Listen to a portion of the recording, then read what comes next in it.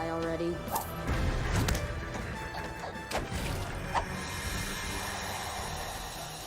One Shamrock Shake coming up. Welcome to The Good, the Bad, and the Sequel. This is the movie podcast where we're talking sequels, and we do it in two parts. The first, an interview with an actor or someone involved that made the film worth watching, and the second, a discussion of the sequel, what they got right, what they got wrong, and how it could have been better. I really hope you enjoyed last week's interview with, the Leprechaun himself. The fact that we have talked to so many people that have donned those masks or whatever held the chainsaw of these horror icons is so special. And Lyndon was great to talk to, man. Still so young. He's been acting since he was 6 years old. We talked about working with the Wayans brothers on Little Man. Great stories about being 9 years old and hanging out with them and being able to pitch ideas to them on set, and they would accept it. And then, of course, the fact that he went from being like a body double in Cult of Chucky, and within 365 days, he becomes the Leprechaun, the voice of it, embody the character. Man, so good. And man, Leprechaun Returns. Whew, I'm so excited to talk about this movie. And before I count my lucky charms, is that something? Or I don't know. One of those, I would try a limerick like he does throughout the movie, which they're all really good. Just like the Warwick Davis in the original movies. Every one is so funny. I wish I could pop one off right now. I can't, but I'm just going to introduce you to my partner in the sequel watching journey, Jamie Riccardi. Jamie, how are you? I'm doing great, Doug. How are you doing? Good. I was hoping when you looked over to the right, you had a limerick written down. You know what? And I, as you were saying that, I'm thinking in my head, all right, let me come out with one. And I was rhyming in my head. I'm like, you know what? It's going to sound much better in my head than saying it. So I'm like, you know what? I better not say it. So, all right. So this is my first Leprechaun I watched. This is your first one ever? You never saw the original with Jennifer Aniston and I saw Mark clips, Holton? I think I saw clips and never saw Leprechaun. So I'm gonna give you the good and then the bad. All right. So the good for this movie, I think Lyndon did a great job. I think he sounded great. I think he just he played a leprechaun. Now I can't compare him to Warwick Davis. And I know he's got that following, and I know he was the leprechaun in all the movies. But without seeing Warwick Davis, I think Lyndon did a great job. So I give him a lot of credit, and he was probably the best actor in the whole movie. Outside of Chubby or Chubbs. Mark Holton, yeah. Mark Holton, okay. Mark Holton, I think, did a great job in the beginning. Like, he really, he went all out. The second positive, I would say, is the special effects for the kills. Oh. I think the kills were great. I do have a lot of questions about the kills. Okay. But the special effects I thought were great. Now, I'm going to go with the bad. I think the movie's terrible. What? And I think the acting is horrendous in this movie. Wow. Outside of Chubby and Lyndon, the girls, the guys, the movie is the plot, the acting is awful. Okay, so there's a couple positives, and I'm surprised that the special effects are as good as they are based on the movie itself, because it doesn't match. Like, the way the acting was and the plot of the movie, you would think all right, the whole movie's gonna be cheesy. But the special effects really upped it up a little bit, up the ante. All right, well, wow, this is. I'm not that I'm shocked that you didn't not like you're a big horror fan. I have to say something. I saw clips of this before I talked with Lyndon. So I wanted to make sure, hey, you know what? Let me make sure that see him portray the character, be able to ask him questions about it. But for being a sci-fi movie, this movie was too good for being a sci-fi. This might be my new favorite of the franchise out of the sequels. Okay. This movie, I honestly really enjoyed. We could talk about the plot. The plot was so silly, ridiculously silly. But I think this goes to the whole thing of, think of Lethal Weapon 3. In a sense, you have the main characters, and then what's the plot? Oh man, those friggin' development guys are bad guys. This is the whole setup of this whole movie is what's in 2018.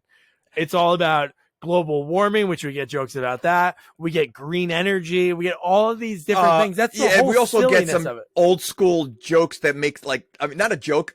There's a scene in this movie that is so like the trend of it is so old. I don't know why they threw it in there. But you know, you have to take away, you said, I don't like horror movies. You know, I'm watching, I do like some. I don't consider this a horror movie. Like this. Oh no, I think this is more of a yeah. Well, I mean, I didn't even think it was funny. I mean, but I think, like, first of all, these girls really, like, their reaction to these kills are so ridiculous. Like, they show no emotion. You know, they'll I think show that's like the comedy of it. I think that's the comedy of it. I think that's the silliness of it. No joke. If you watch the second one, which I like the second one, I like the third one. Space is ridiculous. And then you have the two Lep in the Hood ones, which are so ridiculous. But he goes to the Hood twice? I think he goes to the Hood twice. I think he goes to the Hood, he leaves, comes back, and goes to the Hood again. I think so. But my point about this is, when you look at those old movies and you look at any 80s horror movies, there's sometimes actors that you could say these actors aren't good. That's your opinion. But when I think of like the other movies and the way people act, when I watch this movie, the main girl in this movie, does she have corny lines? Yes.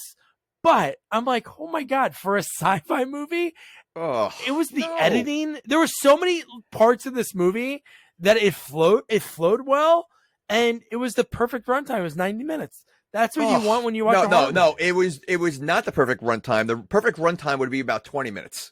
Okay, to watch this whole movie. And the acting in this movie is like Sharknado acting. Like, it really, and which makes sense because they're both sci-fi movies. Yeah. But I don't think the acting was good. And if that was part of the comedy, then you're telling me the bad acting was also part of the comedy? Well, me personally, I think they were. I'm not saying they were great actors, but for me, that's one thing I wasn't worried about throughout the movie. And it was great because the Leprechaun was featured a lot in this movie. Not saying the other movies don't have Warwick a lot, but in this, it just seemed like he had a lot of lines. And man, it was so good. No, like I said, he was great. I did like him. You know, I liked the way he looked. You know, just the way he moved. In the beginning, he does this jump where he kicks his feet to the side. I loved it. Like, that was good. And like I said, the special effects for what this movie was great. Like, I mean, like, really good special effects. It just, I don't know if it's worth the acting and just again the plot. There's so many holes in this movie that just. Okay, let's just get into it. Well, let's fill in those holes with a shovel. But before we start, 2 orders of business. One is, I know a couple of listeners already purchased Larry Hankin's book that I helped them put together, which is so awesome. So if you love movies about Hollywood, comedy, improv, you know, really just a life of being like that guy, A Cautionary Memoir is the name of the book. But man, just Larry, 200 plus credits, and his stories before that, opening up for Miles Davis, the Kinkinson Trio, writing a movie for Bob Dylan and the band. So much cool stuff in there. I'll put the link in the episode notes. Thanks to, I know Rob Schnitzer and a couple of people bought it, so thank you so much. And then another thing, me and Jamie were talking about it because there's so many sequels that we want to do. Obviously, we don't have the gravitas in Hollywood yet. But it's not like we can't reach out to like Tom Cruise and call him and be like, hey, man, we want to cover Mission Impossible 3. There's just sometimes we can't get the info for anyone that's in a movie. And, you know, it's hard to get people. So we were thinking each year we're going to do hall passes. Each of us are going to get one each. We're going to be able to pick any movie that we want to cover, any sequel, of course. But the cool caveat with it is like I just mentioned, obviously, we don't want to do like a brand new movie that had it. But sometimes 70s and 80s sequels, it's hard to find someone. But even before that, like Jamie was sending me some cool old ones from the 50s and 60s, or even covering like a Godzilla sequel. It might be hard to get somebody from the 60s or 70s that might have worked on this movie that's still around. So that'll be a cool thing to be able to do. And Jamie had the good idea is you guys get involved, message us on social media at Sequels Only, email Doug@sequelsonly.com. Some ideas you had, throw it at us, and we'll see what sticks to the wall because we hope to do one of them maybe in the next month or two. We'll see. We're going to do it in the sense of the other person doesn't know the movie that the other person's going to be choosing. Then at the very end of the episode, when I'm getting ready to introduce the next movie, either I'll throw it out there or Jamie will be like, whoa, dude, stop. However he wants to say it. He could say it however he wants. He doesn't. I'm not going to say it like that. He doesn't have to talk about like a California surfer, but yeah, and then we'll go from there. But yeah, so that'll be a lot of fun. So there's exciting. that. Yeah, man. So let's get into this because I think I'm going to be able to maybe convince you. No, you won't. No, you won't. This literally took me about 15 stops to just get a little break and get back into it, and I just finished the last 15 minutes about 20 minutes ago. So me too, but I did it because I wanted to savor it like a cheesecake. I wanted little bites. Don't compare this to cheesecake. Cheesecake is good. This was not. This is no. This would be like that fruit pie that people make for Thanksgiving or that that no one, or a fruitcake, or what is it? Like fruitcake, fruitcake. Like a fruitcake that no one wants to eat, but you always have that aunt that brings it over. That's what this movie is. You have this movie that no one wants to see, but it's being put in your face. God, what's worse, the fruitcake loaf thing that's really glazed over, or that box, that Italian box that's already wrapped in a present? You like that thing? Well, what, you're talking about just the box? No, I'm talking about the actual dessert that's in that box. What dessert's in that box? There's a lot of desserts that go in that box. No, I don't know what it is. It's like some Italian name on it. And it's just who wants to buy? You're gonna buy a box? It's usually cookies in there. No, it's not cookies. It's some kind of angel food cake kind of fruity thing. I don't know what it is. All right, I think it's like a fruitcake, but no one likes fruitcake, but Italian. Yeah, no one likes fruitcake. No one likes it. Do you like it? No. Oh man! Right. So what I do really enjoy about this one, because especially when you have a new actor playing the Leprechaun, and you want to be able to bring back a legacy character, which they do with Ozzie, played by the amazing Mark Holton. Mark, I really hope I can get to interview soon, hopefully, because he reached out to us. So hopefully we can connect, because I'm a huge fan of his. But it's cool that they were able to do that legacy, that sort of requel, like Scream's doing. I Know You last summer, they're going to do a new one. So they bring him back. This is a direct sequel to the original. Forget about, Vegas. You forget about LA. You forget about all that stuff. This one's just set in Montana. And Ozzie's back. And it's cool. They open up with the ending of the first one. Same thing. He's melting, gets put into the well. Boom. You think he's there forever? That's the thing that's silly. Just the way he comes back. Hold on. That's what's silly. Okay. It is silly. All right. Yeah. All right. I'm glad we got that out of the way, because that was the only thing that was silly. I have two questions about this Leprechaun. One, is he the only Leprechaun that's around? Is he the only? Because he's the only one that goes to the hood. Were there any other were there female leprechauns in any other movies? Were there any other competing leprechauns? Is he the only leprechaun alive? I think so. Well, at the end of this movie, we get a lot of leprechauns. That's still the same person. It's but is he so one question I have is okay, so is he the only leprechaun? Is there a family of leprechauns out there? Because you don't hear about anything but himself. And the other thing is, I'm assuming he's always looking for gold, right? His gold, is that basically a theme in most of his movies? Well, yeah. No, that's all he wants is gold. He wants me gold. Can I ask you, but what is he going to do with that gold? It's not like he's going to the store, he's going to buy anything. Well, it gives him power. His power? Okay, but he's able to levitate people. Only if he has gold. So if he doesn't have gold, then he doesn't have any powers. Well, that's sort of what it is. It's a combination of having the gold gives him more powers and having kills. So it's kind of like a cross between Freddy with the fear of people. So I guess if he kills people, he gets more powerful. But yeah, but didn't he had power in the beginning of the movie? Not much. Not until he got a piece of gold from Ozzie. Wait, his goo turned into himself inside Ozzie's body. So that wasn't power. What was in Ozzie's belly? A gold coin. A gold coin from the original movie. Ozzie I didn't see the original movie. So in the original movie, he wanted to slice open Ozzie because Ozzie saw the coin. I forgot. I feel like it was by accident. There was something with him swallowing it by accident. But okay. So maybe he thought it was one of those chocolates that come in a gold wrapper, maybe like a coin. Man, you got to watch the original. All right, great stuff in that. Just so I understand, he wants gold to get power. Yep. And gold is given, so he doesn't spend it. It's just a pot of gold. So if there's only a little gold, he only gets a little power. Well, that's what happened. Yeah, that's what we saw. Because he only had a little gold. Because he fell for the old tampon in the pot of gold trick. Okay. Can't fall for that, man. Oh, okay. All right. Which I was not expecting that.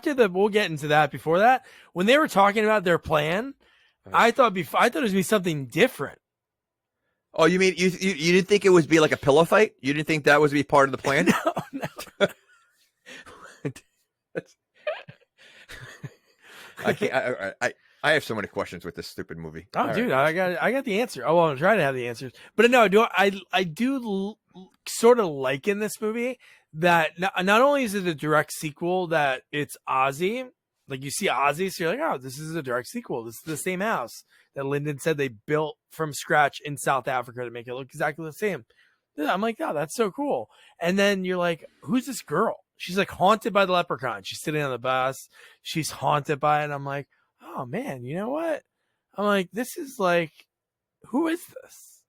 And then later when it's revealed who it is, I'm like, that is so cool. But why was she seeing visions? Well, her mom was Jennifer Aniston, who was in the original movie. I understand that. Okay, but what is that? Why, like, did Jennifer Aniston have visions too in the first movie? No, well, she said her mom had a mental illness ever since that. She saw monsters all the time. I don't know if it really would transpire. I don't know if, like, the leprechaun has the power because he's in this well, like, thousands of miles away. If he really has I don't think the visions had anything to do with the leprechaun. I don't think he was giving her visions. I mean, he was still pile of goo. So I don't think he was. It was just. I just think she was getting visions just to. Like, they didn't explain that. Like, there's no reason why. And it happens a few times in the movie that she was having visions. Yeah. So, yeah, I don't know. That, like, that right there, just, there was no explanation for that. You know, unless her mom was very vivid in the stories about it, like telling her about it. So you think you were just like kind of making it up, like what she thinks her mom was explaining? Yeah, I don't know. It seemed like her mom was really screwed up because she talked about it like I have had no friends because I've had to take care of my mom for the last like. Well, her 10 mom years. didn't leave the house. Her mom never left the house. Yeah. Okay. Poor Jennifer Aniston. Yeah, sure. Look what happened to her. Haunted, man. If she was in this movie, holy shit, that'd have been. Well, she kind of was. Dude, we'll talk about that. I didn't look at the credits, but I'm like, it sounded, yeah, I know. Oh, great. Like, it was like whoever like a great impressionist is did that voice. And I'm like, you know what? How cool would it have been if she would have showed her face in this friggin' movie? Why couldn't she? Chubby did. Yeah, why not? Yeah, so she could have. I agree. Okay. Couldn't you be called her? Hey, it's Mark Holt. Remember me? And she's like, oh my God, I'll do it. Oh my God, Jennifer Aniston. She would. That's her type. But I back to Chubby again. I really think he did a great job. I didn't know he was in the first movie. So just since I didn't see it, so I just thought he was just playing this role. But like, he really especially the scene when he was kind of possessed, whatever that was going on. Like he did that well. I thought he did a very good job of that. So when he was playing charades, the charades that I knew. Because it's the ending of the first movie. It was basically what you saw in the opening for like a few minutes. He was charading that to her, like with the slingshot, the 4-leaf clover. He was like doing that whole thing. But I love that she's crying. And I think that's kind of like the commentary of this movie about talking about like the environment and sort of poking fun at them. And then also like, social media aspect of it, because she's crying on the bus after having this nightmare, and she's like, oh, let me take a quick selfie. And she takes a selfie on the bus. Okay. Then she gets off this Greyhound bus and she's in the middle of nowhere. Okay, hold on. So I mean, like, this whole part of the movie where she's going to a new college, she doesn't know any of these people. This is her sorority. Like why is she leaving her school to come to here? I don't even know where she was going to school. I think she said she was she was just commuting from home. Yeah. Okay. She was commuting from home, but this is a sorority that she's joining without pledging? Well, I guess because it's like a nerdy thing. She just started, so I think Rose needed whoever. So I think when she reached out, because she's like an environmentalist too, she probably just accepted her. Well, is it really a sorority though? There's only 3 girls in it. It is only sorority. Did you understand do you remember from the periodic table of elements when you were in school, the name of the sorority was AU?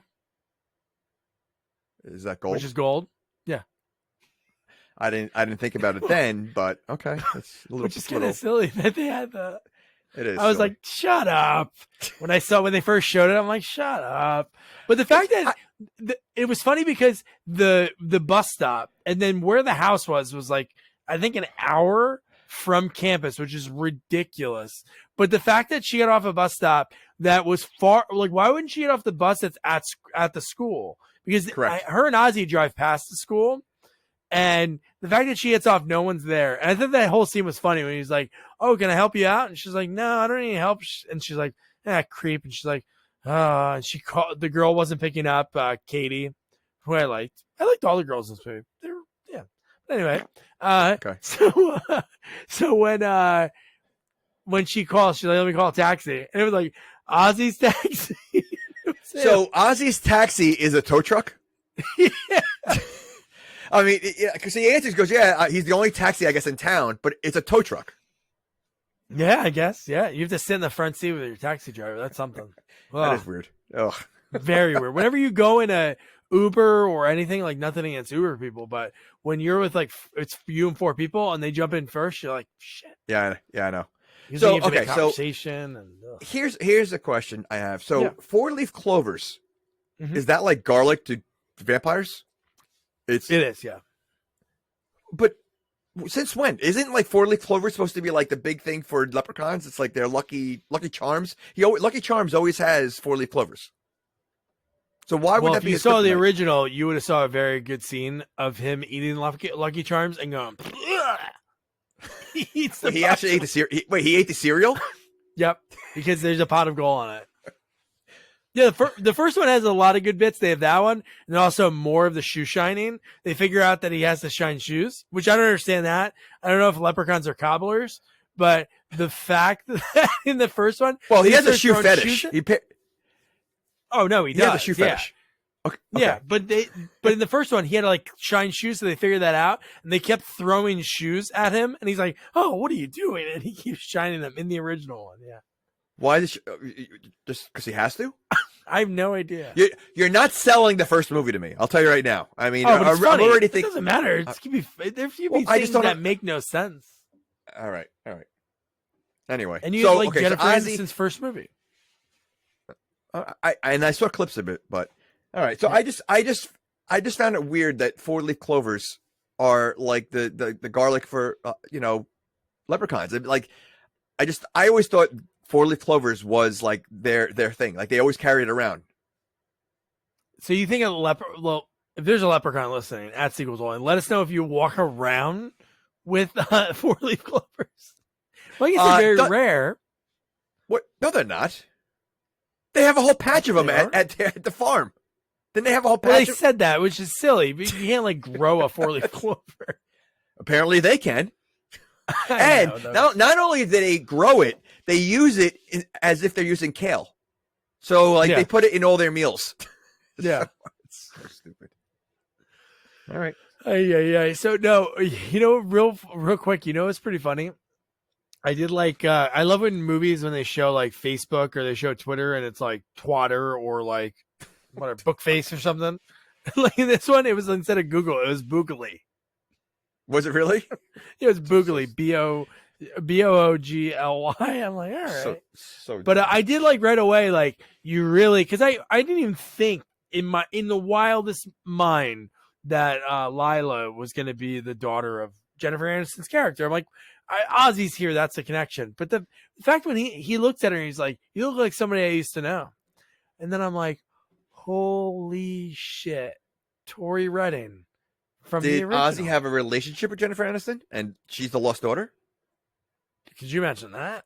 Well, they don't mention her father at all. It's all about the mom. The ages don't work out because she's like, because the first one's like 92, but I guess they could work it out. He looks like he could be her age, Jennifer Aniston's age. Yeah, they're the same age. So why wouldn't age work out? I'm talking about for the daughter, not for them. Anybody can have sex. Oh, they can? Yeah. That's how it works. Okay. All right. That's how it works. Yeah. I'm just saying the kid would be like 30 right now, or like, but we're talking about a movie that has a leprechaun, so I mean, it's not far fetched that she could be the daughter, considering they don't mention the father at all, and he's the only one left from the first movie. Just saying.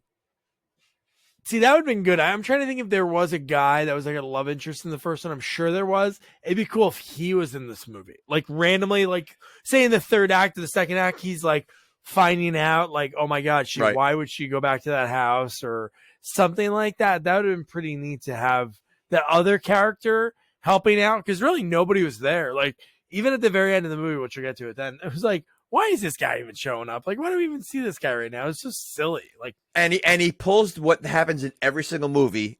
As soon as everything's done, help comes. Yeah, they always come at the last minute.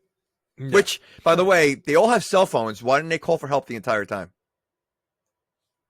Oh, wasn't there an issue with it because they were off the grid? I thought there was something with that. I thought she used their cell phone at some point. Didn't they use it at one point in the movie? And then I thought they did. That's a good question. That's what they always say about like horror nowadays, or even action movies, or really anything. It kind of ruins it. Cell phones ruin the element, because so many movies like in the 70s and 80s would be like over with a cell phone. Well, I think they mentioned in the beginning that there's no service at the same time there was no water or something like that. There's no power. So I think once they got the power going, they were going to have the service. Oh, okay. So then the power went out. Right. For a while. But then it went back on. All right. Yeah, I don't know why they wouldn't have done like called right away, but yeah. Okay. Nah, who needs that, right? Oh man. Right. So then we meet Katie. Katie was supposed to pick her up. She didn't know what time it was. And I love how all these girls are just, it was like they basically went into like a artificial intelligent bot and put in like, say the smartest words in a sentence. Because some of it, I was just like, oh my God, I don't even know what you're talking about. It was like, oh my God, I hurt even at the end of the movie, she was like, I got stabbed in my flailing. So I'm like, I don't even know what you're talking about. No. She goes, I hit my, I wrote it down. She mentioned the muscle, the trapezius. She goes, I got stabbed in my trapezius. It's yeah, all these girls were like MacGyver. You know, like, I mean, even the plan at the end, like, just like knowing that this conducts this and that, like, it was like, these are the smartest girls, yet they're living an hour away from the campus in an old house. Like, you're going to tell me they couldn't find another house to rent? Like, this is the house they have to build up? You know, like, it was just so dumb. I mean, I think it was because they got it I think it was like because they got it for free. They had no money. Like, when Rose reveals, like, how she got funded the house. No, I know. And all that, but that was still funny. It was, well, I don't know. But the fact that she mentions we don't have water, and then, like, she didn't panic, but the minute she says we don't have any internet, she freaked out. She's like, no internet? So having water, that's okay. Not water, you can't go to the bathroom, you can't drink anything. But with internet, it's almost like an airplane joke. You know, we're all out of coffee. And then everybody freaks out, like, you know, we might be crashing. We're gonna, you know, buckle up. We got turbulence, and everybody's like, "Oh, that's gonna be exciting." Oh yeah, by the way, we're out of coffee. I gotta say, I agree. Like, if I didn't have water for a day, I'd totally be fine. No. So where are you gonna go to the bathroom? Where are you gonna wash your hands? In the toilet. Okay. First of all, the fact that I can't imagine it being one day. You know, these girls are going to literally maneuver and figure out how to install water or like pipes and like get, and where'd they get all supplies from? Like they're basically, we know how they got the supplies, which is like really funny how they got the money. Well, I know how they got the money, but yeah. Like, so they're basically installing a plumbing system in this house. Oh, okay. And they're trying to do it in one day. Everything outside. Yeah, they're trying to do it all in one day. Okay. All right. I did like you did have the other girl. Like, you had the really smart girls. You had the smart party girl, Meredith. It was like the slut, I guess. Sort of. You guess? Well, I don't know. I think the other girl is more of a slut. Oh, yeah, I know. That was really funny with that guy. You know, the funniest thing about this movie was the fact that I bet you everyone, this is just my guess, I might be wrong. If we went on the IMDb, all the main cast is from America, except Katie's boyfriend or ex-boyfriend. Because if you heard his voice, every 7th or 8th word, boom, South African slipped in. You heard the accent so bad. It was so funny. Like he was like, "Oh, you want me to sleep on the couch?" Like it was real normal. And then you'd hear like something come in on like the 8th or 9th word. Then you go back to it. But no, hold on. I don't think the Leprechaun was from America. He had an Irish accent. He did. Well, he was real. He was a real leprechaun. Well, that's so.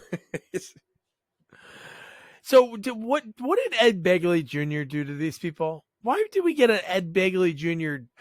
joke making fun of Rose? It was Rose has gone all Ed Begley Jr. and I'm like, whoa. Okay, hold on. Here? Okay, so this movie came out in when? 2018? Mm-hmm. Okay, so this movie has an Ed Begley Jr. joke and an MC Hammer joke. Oh, I love the MC Hammer joke. Okay, this is 2018. Like both those should have been jokes from the 80s. You're making jokes, references to something that happened 30 years ago. Like, well, this funny. Is the old. I think this is the old. I don't think it's 100 like really funny, but I think it's the whole like kids movie thing. Like in a kids movie, they'll have the like the old jokes to get the older people. It's people that watch it. I would say a good number of people that watch this movie watch it because of the nostalgia of the first one. So the first one came out at that time. So five people really enjoyed the nostalgia. I like the MC. I really enjoyed this movie. Okay, first of all, I can almost guarantee you that since this movie came out in 2018, you're going to have a whole young generation trying to watch this movie. Not one person knows who Ed Begley Jr. is. Well, that's a crime. Well, okay, I agree, but they're not going to know who he is.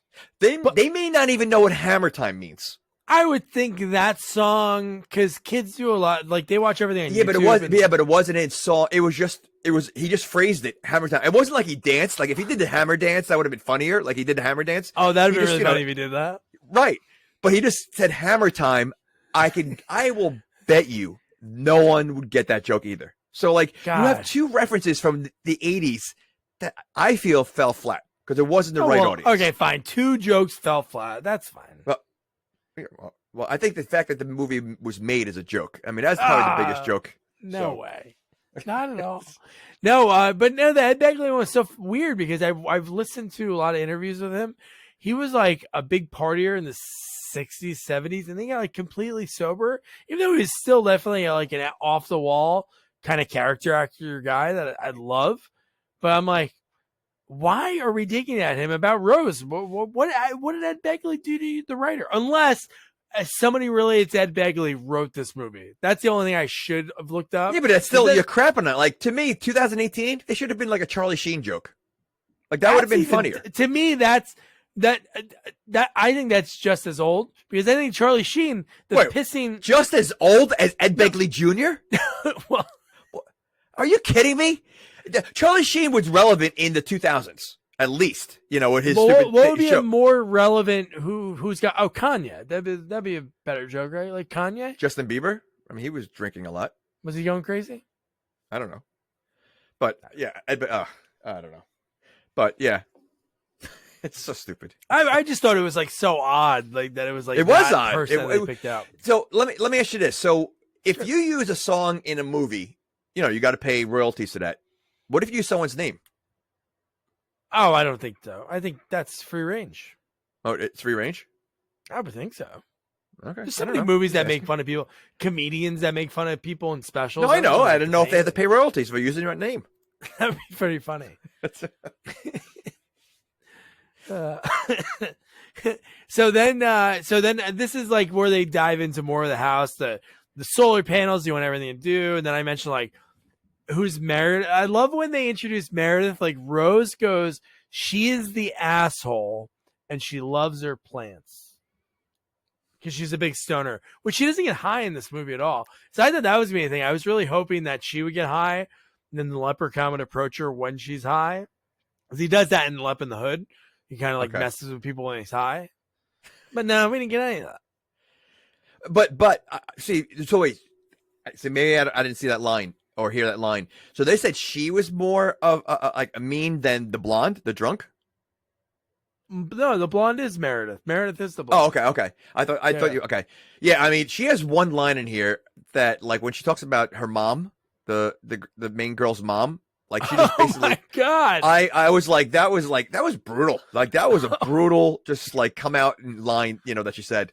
That was, oh my God, dude, that was terrible. This girl's like kind of like opening up to these new people she's just meeting for the first time. Which was, let's be honest, a little weird. I mean, really weird. The way she just basically just came out and said it, like there was no warm up. It was like just hit him right with the most troubling thing that's going on in your life. I'm gonna hit him right away. I mean, that's just like, yeah.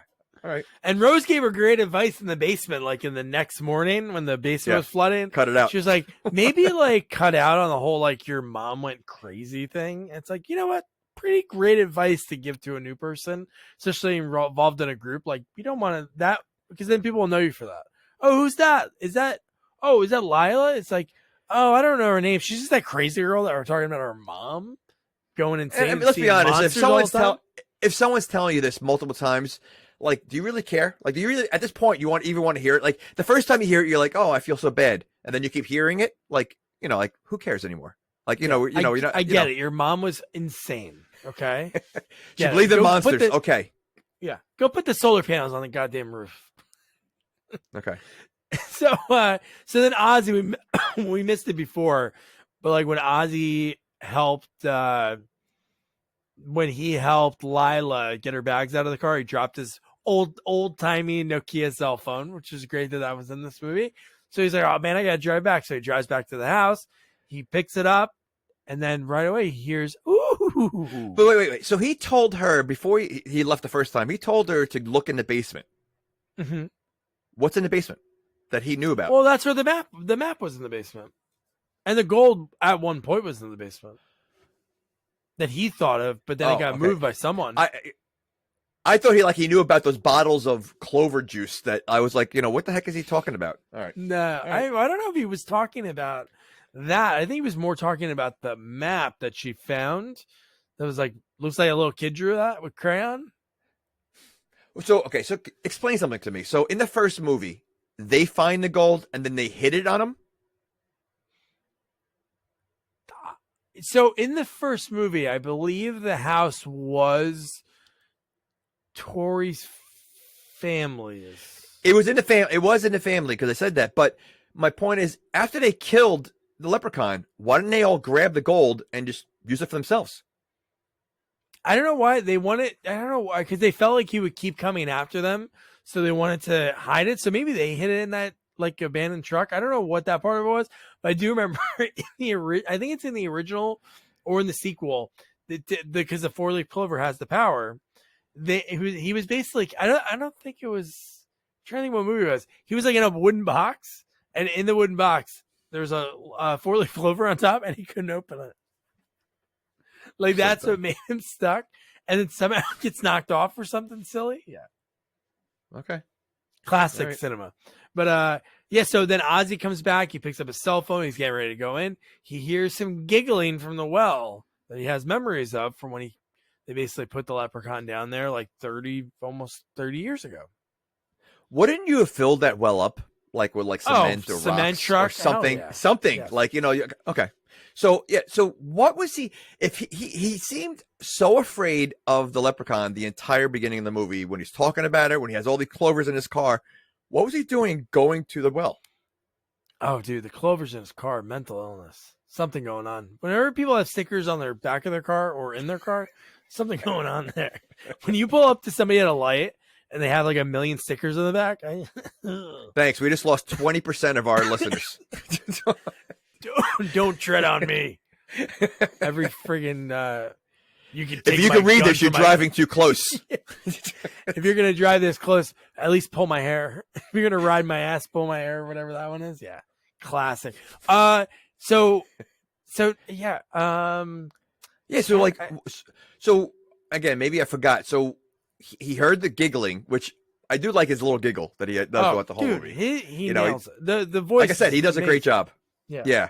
So, but what? So he goes there. He just look. Does he drop anything in the well? Like, I don't remember. Like what? No, he just hears something, and he looks in, and then the green liquid. Yeah. So he after these 30 years since he's been down in that well, or 25 years, nobody's walked past that well for the goo to come out.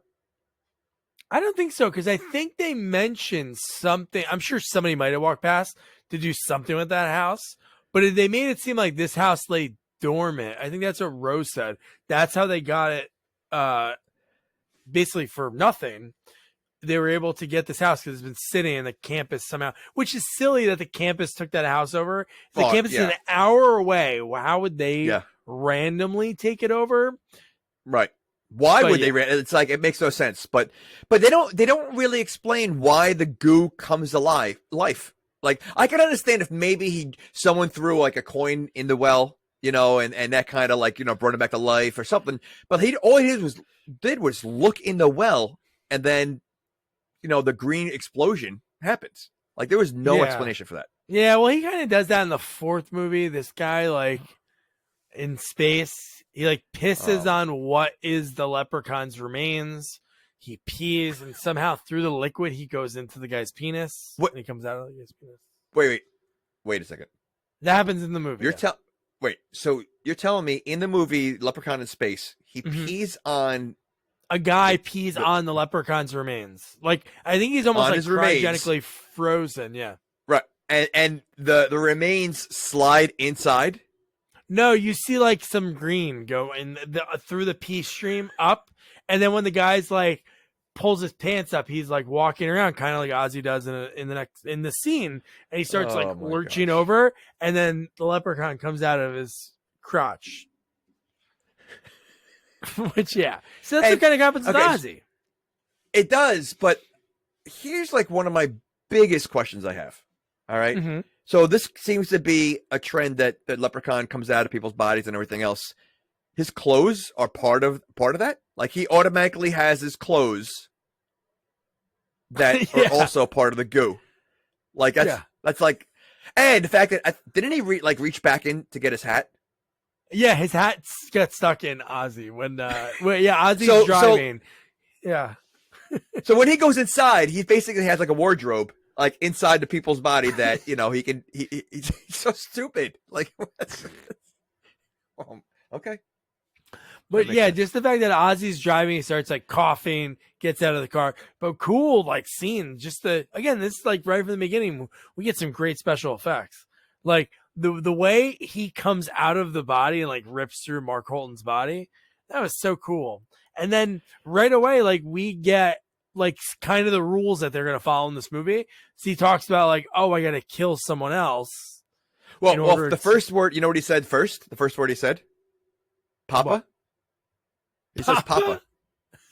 As soon as he comes out of the stomach, he looks at him, he goes, Papa?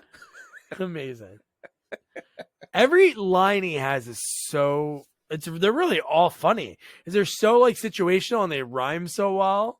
And I don't know, it was so good. But no, I love that before this scene, we randomly saw one other actor that we saw, like the post office guy. We saw him before the next scene, but to set up that we were going to see him die later. Like, we only saw him wave, like Ozzie waved at him when he was dropping off Lila at the house. And you're like, oh, this guy's dead. Man, what a way to go. He goes up to the mailbox. But see, how is he doing these kills without the gold? Because he doesn't have any powers. No, he has power. He can still kill someone. He doesn't have the powers to levitate. Like, he's able to throw Katie at the end of the movie, or he's able to do things like that. Yeah. But he's still doing these massive kills without the gold. Well, he's not doing massive kills. He basically hides at a mailbox. Massive. He threw the mailman inside a mailbox. No, he doesn't throw. Yeah, he pulls his head inside of it, then he puts him onto the ground, and then he runs him over.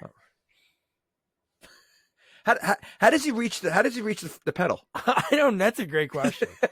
That would be really funny if you showed him jump down. But man, so funny. Like, oh, gotta back up now. No, I think it would be funny if he jumped in the front seat, like he's gonna run him over, and he goes, "Oh, I can't reach," and he gets back out, like he's like.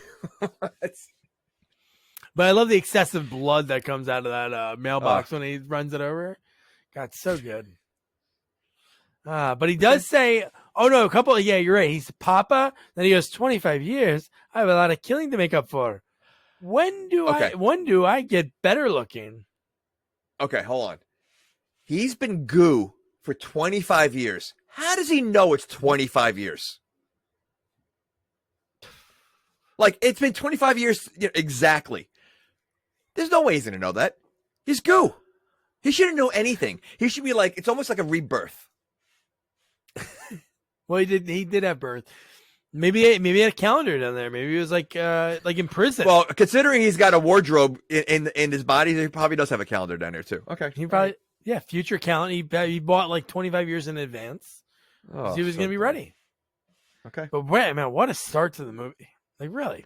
And the fact that Chubbs is arguing with him while he's sticking out of his body. He's having a conversation with the leprechaun as he's hanging out of his body. That's killing him. Yeah, the thing that's killing him. Go down with a fight. Mark Holton, Ozzie, take him out. But your line that you're talking about before with Meredith, the fact that the line she says is, "Watch out, Matt. Crazy is hereditary." Awful. Like, yeah, and it was like right after she told her about the mom. Yeah. Yeah. Okay. God, and you know what the Lep does in this movie, and I don't know if he does in the other movies. He does a very Jason and Michael Myers-esque thing. He's a peeper. Oh yeah, he's definitely a peeper. Yeah, but it's easy for her. He's small, so it's easy for him to be a peeper. So you're saying people that are shorter peep more? Well, I think people that are shorter have an easier time. I'm not saying they're better. Well, they're better peepers because they're smaller. They can hide behind a lamp a lot easier than someone taller.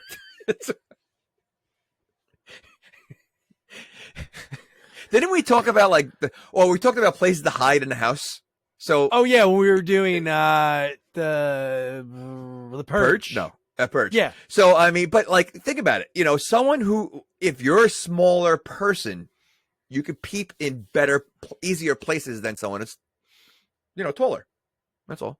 No, 100%. No, dude, my daughter at hide and go seek, she's pretty good now. She hides places that I can't fit in. So yeah, you're right. Okay. She knows what to do. So how about so we get so we find out the relationship, like Katie and the other guy. I forget the other guy's name. I remember Matt's name. He was the filmmaker. He had the camera the whole time. But the other guy was I think South African, because he would slip it in every so often. Katie's like, "I'm not sleeping with you." Then we randomly immediately she says that immediately to him. Oh, and that they're sleeping together. And she makes it like it's him. It's all her. Oh, it's all her. Like throughout the movie and even at the end, it's like it's really her. So I mean, that's so ridiculous. She's got a lot going on. But no, I love that she's cleaning randomly, and she's sexually doing it, kind of like to flirt with him, but she just said, "I don't want to flirt with you." But that's where you kind of left. She's basically twerking as she's wiping down the furniture. Yeah. I'm not going to sleep with you, but let me twerk first, and then as you're cleaning. And she really I don't think she was cleaning anything. She was just dusting the same spot over and over again. All right, dust is gone. No, not all of it. But I do later when it's yeah, you guys, all right, we're gonna blow up our air mattresses. She's like, you better not use your air mattress. It'll blow the fuses. We don't have enough power. And he's like, oh, so you want me to sleep with you again? And it was maybe that was a real thing. Maybe they did have enough power. She just wanted an excuse for him to, because then they hooked up again, right? Did they bang they did it a few against times. the house? Well, she says it every time she says it, she doesn't look too serious. She doesn't even believe herself. No, it's all, without a doubt, it's all her. She's comes on to him the whole time. So here's my biggest question in the whole movie. You ready? Okay. So Lila, we saw her on the bus, saw her at the bus stop, right? How'd she have a giant panda bear that she says that she brought with her? She says it. She goes, she had a giant panda bear, and she mentions it later when a really funny scene happens. But she mentions later in the movie, she goes, it was in the giant panda bear that I brought. She didn't have a panda bear. Yeah, I didn't even think about that. Yeah, that's pretty. At the bus stop, we saw her sitting on the bed. No, she had basically had nothing. So yeah, there's no way she had that. And guys, how about the fact that seen the movie, giant? I'm talking. It was bigger than her.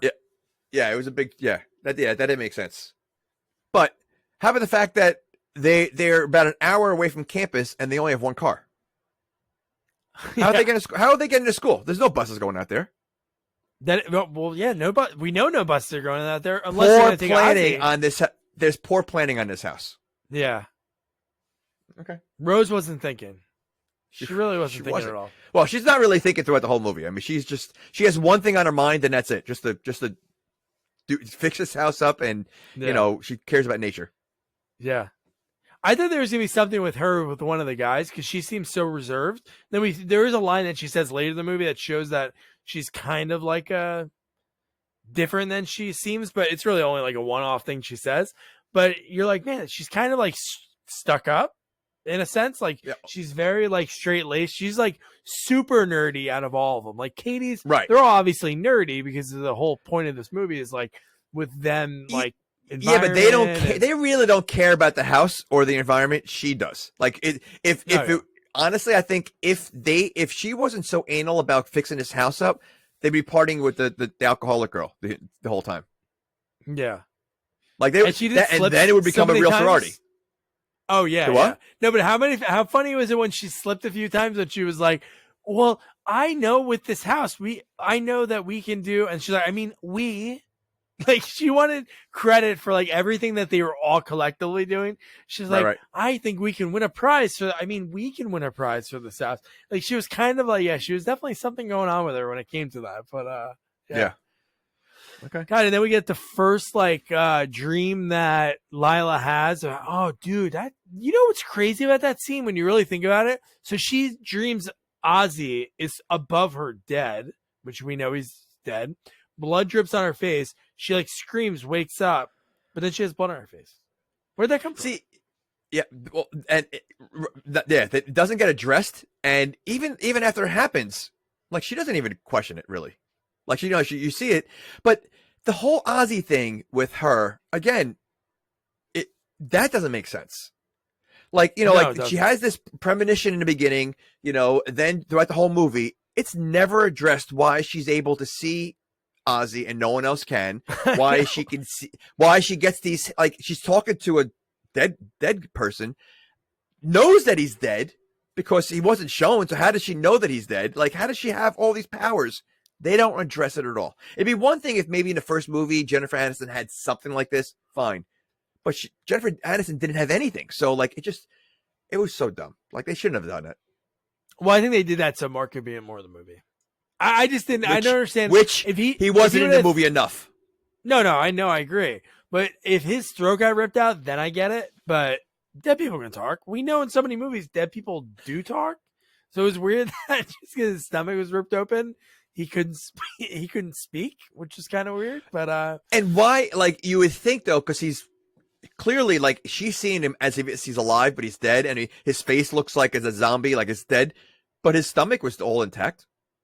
Like he should have been walking around with his guts hanging out. It was not. His guts were hanging out. She gave him saran wrap in the basement. You don't remember that scene? I forgot about that. She ended up. Well, you know what? Because later in the movie, I was just thinking of when later in the movie he looked fine, but I forgot. Yes, she found saran wrap and wrapped him up. So okay. No. Don't you remember? He put the saran wrap on, and they said we have to get out of this house, and he goes. He puts his finger up like, oh, I know. And then he walks out of the wall. The saran wrap falls off because he can't go through the wall. Oh, my gosh. I totally forgot about that scene. So again, she's able to actively see him. Mm-hmm. Like it's not just an imagination. Like she's seeing him in front of him.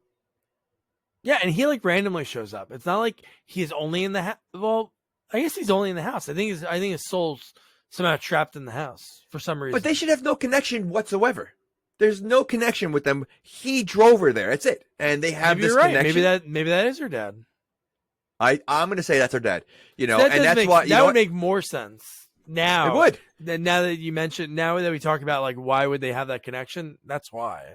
considering that they don't talk about her dad at all, which means Jennifer Aniston doesn't, either doesn't know who the dad is or she doesn't want to acknowledge that Ozzie was the father. Yeah. And so that's Ozzie was a dad. I'm gonna stand by that. I kind of like that. That's good. Okay. So you get these girls that are so smart. Next morning, they because they finally have the water running like the night before, so they go into the Lila wakes up because her job was something. But anyway, she ends up in the basement, and I'm like, these girls are so smart. Who the hell goes into a basement when the water's that high? It could be like a live wire. She'd get like electrocuted. But the reason I did like it, we did get a very funny like Jaws-ish scene with the leprechaun with the music. Yeah. First of all, that was a lot of water for not a long time. And nobody noticed that or heard that. No one noticed it. No one heard it. No one heard it. No one. Yeah. I mean, you're talking about it was like waist high. Like it was deep water. But yeah, you're right. Like you're just going to run in that basement, not knowing if any wires or anything else are going on. And she knew exactly where the water was coming from because she turned it off right away. I know. Yeah, she knew, and the wrench, the giant monkey wrench from the 40s, just so be happening like, it's happened to be right. Yeah. My mom told me in her crazy stories one day that there's a monkey wrench in the basement. Oh, here it is. And she turned it real quick. She's like, I know. She said to Rose, she goes, I'm sort of like a problem solver. When there's a problem, I figure out a way to solve it. And I'm like, all right, I buy it. So she knows this house is where her mom stayed? She knows that her mom's, which I don't know why she would go there. Right. She knows that her mom went crazy at this house. So let me go there and stay there. I don't know if she knows that, because then that would be even crazier if she would go there. She just knew her mom lived there. But I would think in her stories of what her mom, I guess her mom was always insane her whole life, I would think. Because this event happened before she was born. So I'm sure her mom was always crazy. But you're going to tell me the mom, no. See, I don't think she was crazy. I think she, just because she was, one, afraid of the leprechaun, and two, no one believed her that there was a monster leprechaun. So, they probably thought she was crazy, but she obviously was telling the truth. You're going to tell me she never told the story to her daughter? Like, I know. I'm afraid of monsters. That's what I'm saying. That's what I mean. Like, I don't think, well, you're saying I believe, but I don't think she really did, because why the hell would she go to this house? If my dad told me, like, hey, Doug, there was these monsters in this house that I used to live at. But my point is, she would have told her. Like, there's no way she wouldn't have told her about a story. Like, she's not going to, just pretend like, I'm afraid of monsters. She's going to say, honey, when I was younger, I was chasing a leprechaun, or a leprechaun was chasing me. Yeah. I was chasing a leprechaun. That'd be like a self-help book. I was chasing a leprechaun, but the leprechaun was chasing me. Maybe a leprechaun's the father. Could you imagine that? She has this premonition power. She has powers. The only other person in the movie has powers is the leprechaun. I mean, and he seems to have a connection with her. He's always talking to her. He seems to have maybe he's the father. I think we need like a Maury Povich clip of between who's the father? Is it Lep or Ozzie? And then they're on stage. That'd be great. And Jennifer Aniston's there too. But that would be fun. So the thing that's crazy is this guy, the like South African actor, which I think he's got to be South African, but he bones, which I would say the hottest chick in the movie, a very attractive girl in Katie. And then the next morning, he can't handle when she's like, hey, I'm sort of an expert at this, but she is. Like, in this canon of the movie, when you think of the movie as a whole, these girls are geniuses, Yes. But he's like, oh, you got to screw it like this. And he's like, well, no, I'm not going to screw it like that. I'm going to screw it like this. And I'm like, what are we doing right now, dude? You just bone this hot girl, and you can't listen to her in the angle of the screw that's going to go in. And you know what? Talk about great writing. I wish my buddy Tom, who helped us break down some movies, and he remembered these writing things like in Jason Takes Manhattan. How great was that was the callback to the way his demise later in the movie? That was pretty funny. Like, that's the choice they chose. Correct. But his demise really doesn't make sense. Well, I don't think that would happen to somebody's body if that it wouldn't even come close to happening like that. So no, I know. So like the way that it was so dumb. But, I don't know. Okay, but it was go cool. to what you said. Wait, It was very. I mean, it was great looking. It just doesn't make sense that would happen, and then the reaction is even worse, which I can't like. Oh, I know, but it was pretty funny. Is he dead? He split it in half, and she asked, "Is he dead?" I mean, so what? Yeah, no, that was Okay. So this is where we see the Lep. We saw him obviously peeping the Lep. Yeah, we see the Leprechaun. He's in the barn, and we see him start. He's getting ready to throw a pitchfork at Matt, the filmmaker, when he's talking to Lonnie. What's her name? Lonnie? You're asking me? I get every single name wrong in every movie. Don't ask me.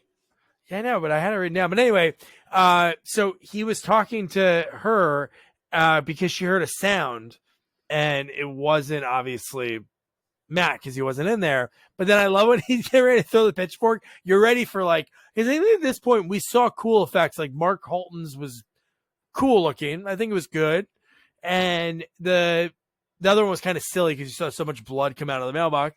But when we saw the solar panel one, which we'll get more into a little bit, yeah, it looked that was very cool, like amazing, like really, yeah, like so cool. Yeah. It was like it really took you back to like the '80s practical effect horror that people love. Very surprising. Again, very surprised. It was like excellent special effects, So like very surprising for the type of movie it is that they had that budget for these kind of kills. Yeah, well, I think it goes back to like our buddy Joe Castro, one of our earlier guests, like Terror Tunes, like the movies that he does the special effects on, and even his own films that he directs, like what he can do. On a shoestring budget, it's pretty unbelievable. And I'm sure it was the same with these people. These are people that probably loved the old school horror effects, and they were able to like show that, but. Yeah. Oh, Lila, that's her name. So So I love when he's getting ready to throw the pitchfork. You're like, oh man, this guy's gonna be a pitchfork in the back, and then he doesn't have enough power. So then that's why he kills the mailman, because he says, oh, I need a kill to get more power. So then that's wait. Okay. So killing or gold gives him power. Yeah, the rules are loose. Yeah, the rule. Okay, so stupid.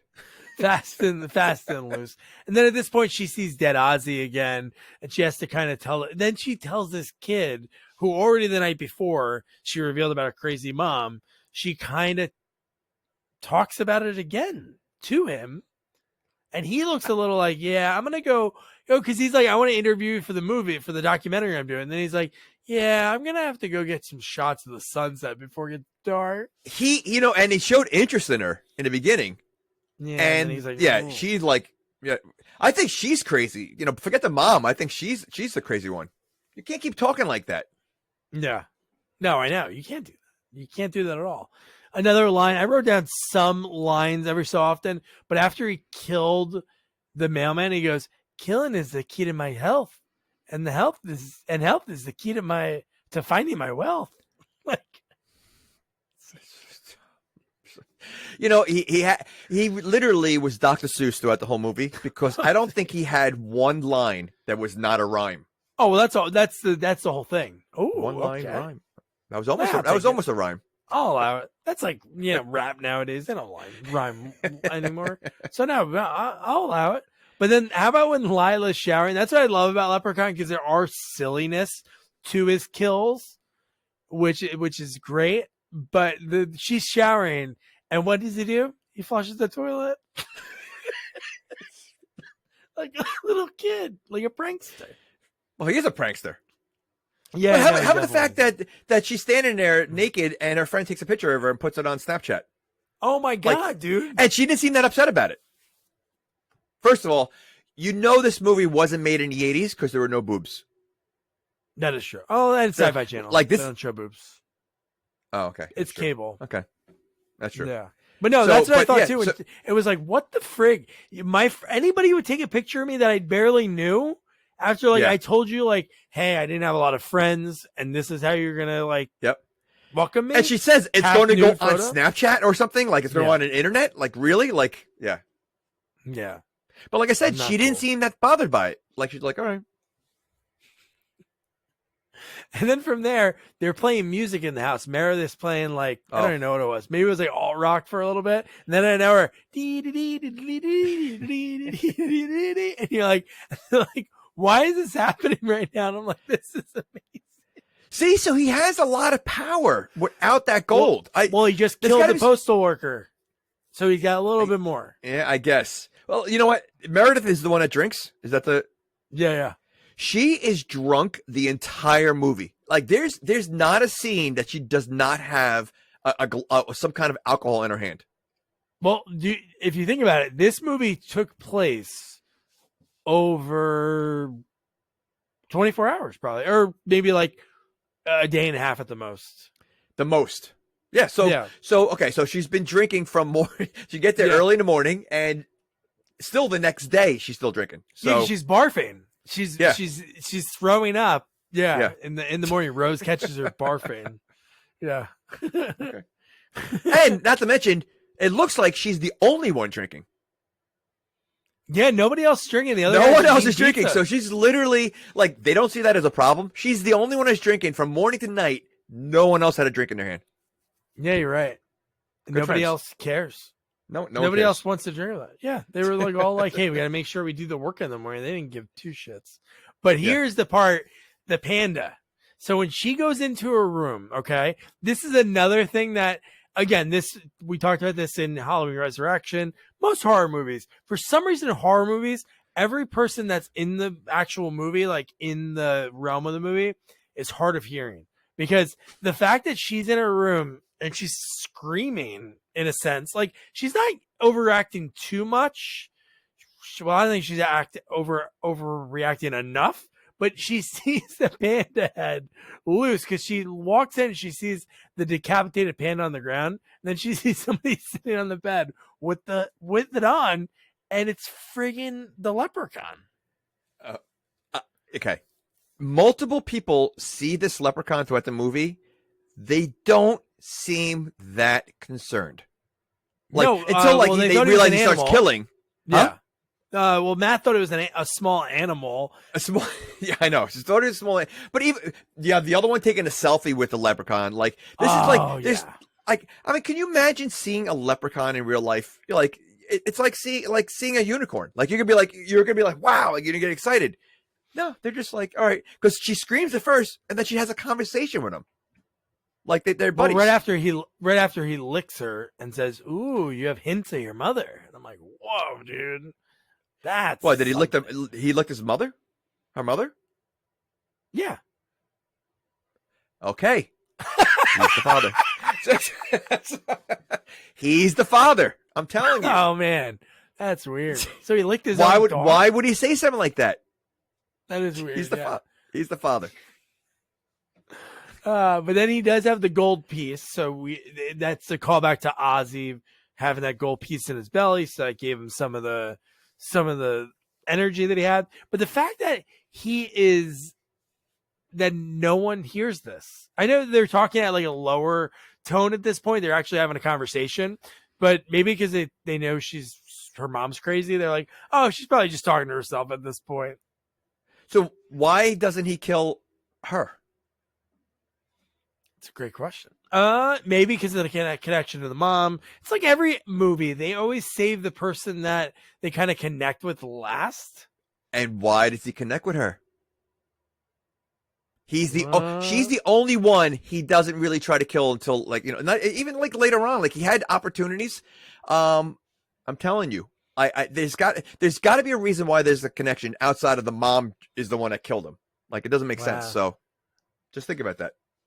Mr. Leprechaun, when it comes to the results of 19-year-old Lila Redding, you are the father. And then he gets excited because he's like, I knew the whole time. But whoa, that was your leprechaun voice? I know, that sounded like an Indian guy. I know. I did. Ah, man. I'll get one in. I'll get one good one in. But so at this point, again, nobody hears them. Andy's still trying to blow up the mattress, which makes zero sense. And then so Matt's like filming randomly in this house, and then he finally hears her, And then, dude, how about the line that the Lep says about her boobs? He says to her when I'm trying to think what she does. She kicks his head off. And he says, you give great head. Yeah.